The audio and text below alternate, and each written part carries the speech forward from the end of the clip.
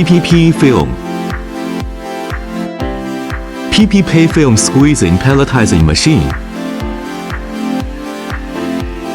Plastic film squeezing pelletizing machine is used for squeezing and re-pelletizing woven bag, plastic film, PP time bag, PP film, hay film, agricultural film, industrial film, bulk plastic film, printed film and etc.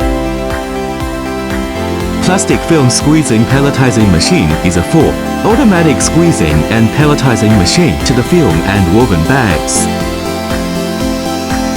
With the screw squeezing and electrical heating, make the materials have high degree of drying and full plasticizing.